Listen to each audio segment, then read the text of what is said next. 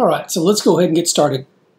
So today's session is going to be over, it's part 4 of our options series.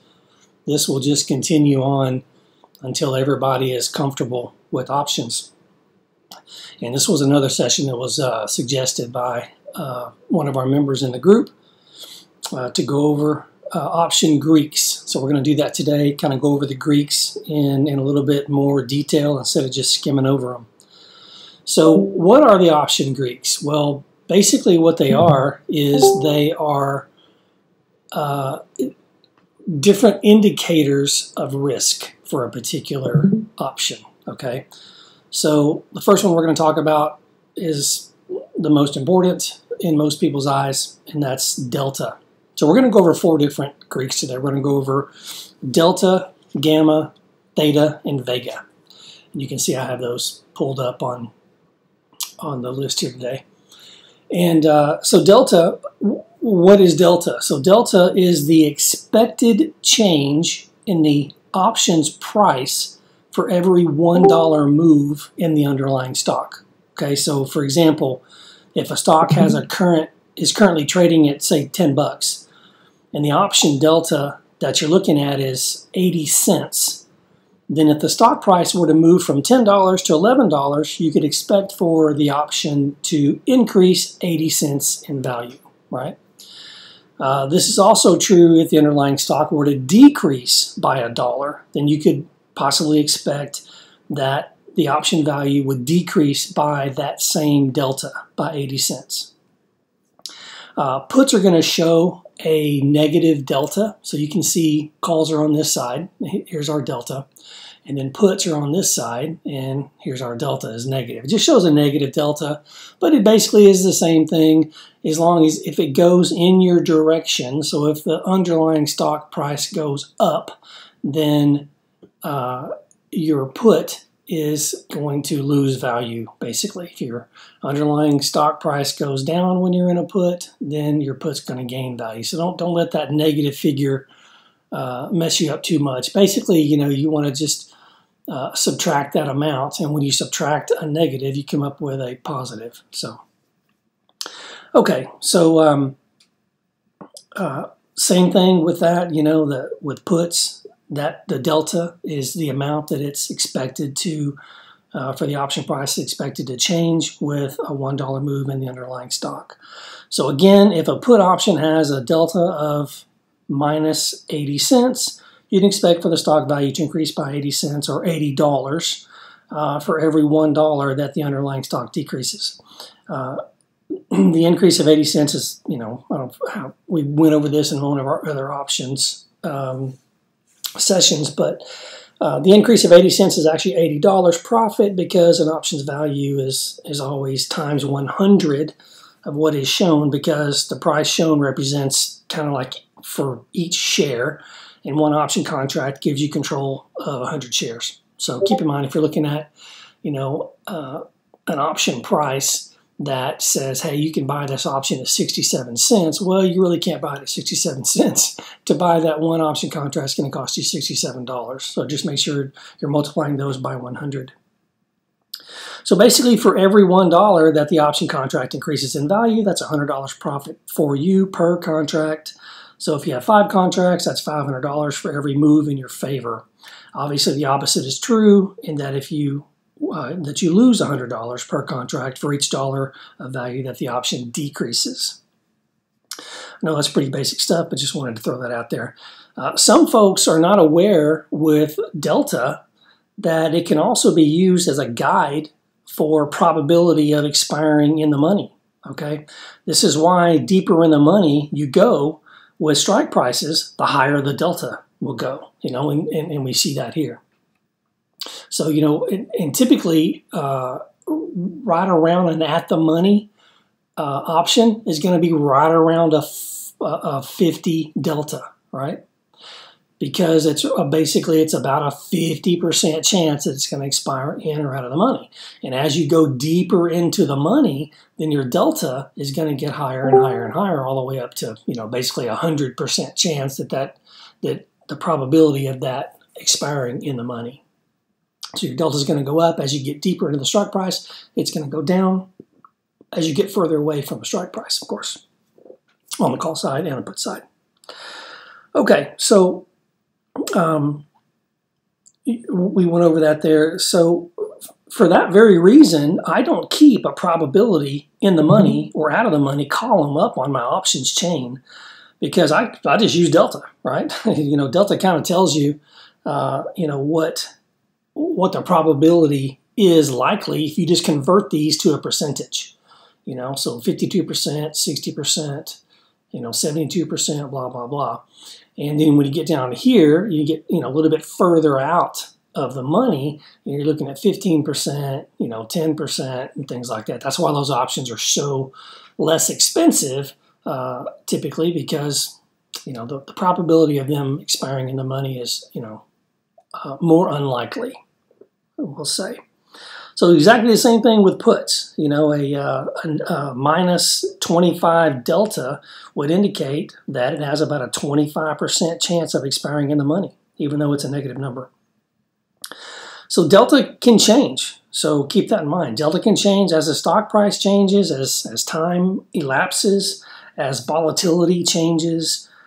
So with that said, delta is a lot more accurate with smaller stock price changes, right? So when you have a stock that's just, doesn't have a lot of range, just small price changes, delta is going to be a lot more accurate. Once you start getting into these huge moves, then delta may not be quite as accurate.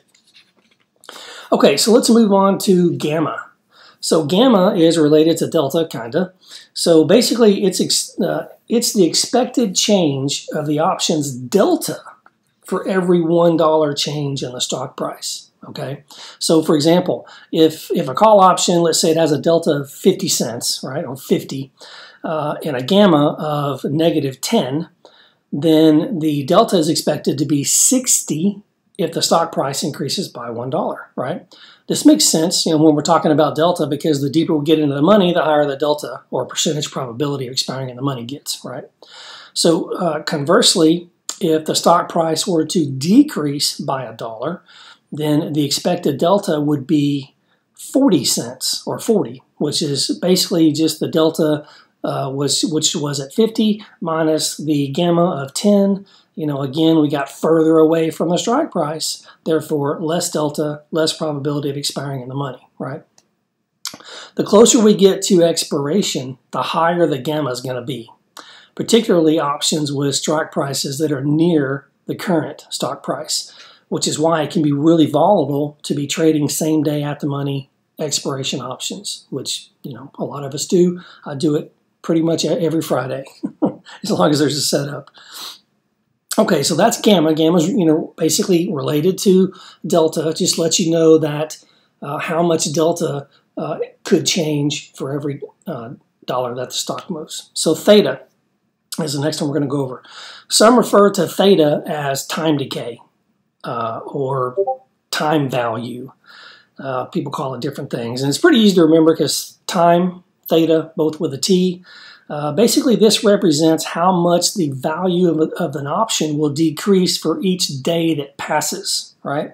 So, if you look at theta here, so each day that passes on this particular option, you could expect to lose $3.01. And that's going to be the same over here for puts. So the value of that particular option each day is likely to go down $3.01. Okay.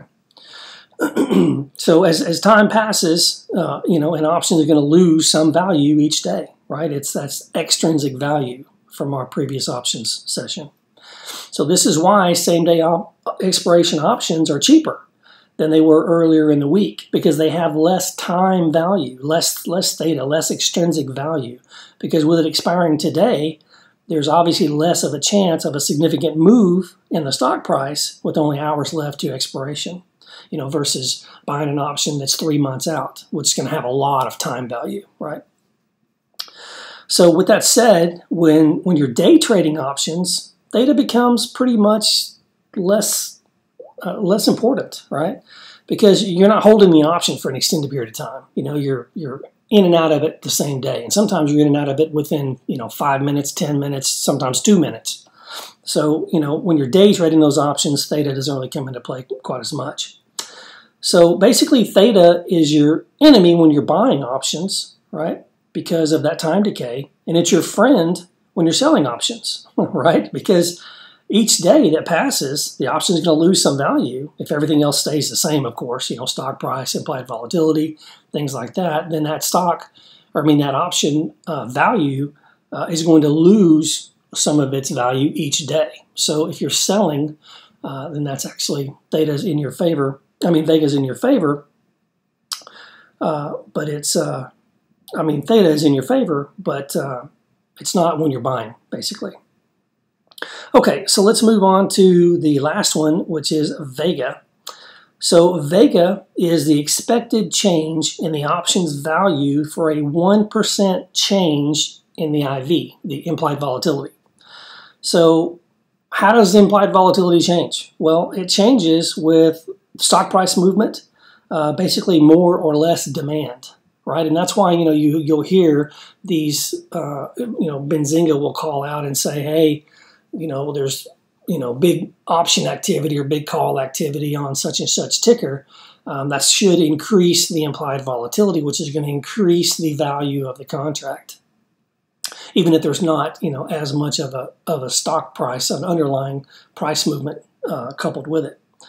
So options with more amount of time until expiration are going to have a higher Vega, okay, even at the same strike price, because the implied volatility will be higher over longer periods of time, because the expected range of a stock, is greater over a longer period of time versus a shorter period of time, right? So, meaning a stock price, can expect a more significant move over, say, 3 months than it would over 1 week's time. That would make sense, barring any kind of news or whatever else. However, the further out of the expiration, the less exposure that you have to high implied volatility fluctuations versus shorter term expiration options. So let's say, a 5% increase in implied volatility in the same strike price with a short-term expiration, with a longer-term expiration, may only see a 1% increase in implied volatility on a longer-term expiration. So, if you have a 5% increase in IV on a short term, you might only see 1 or 1.5 or 2 or whatever percent increase on the longer term. So that I know this session was pretty quick today. I just wanted to go over those Greeks real quick, and I'm going to stop the recording now and we'll get to some questions.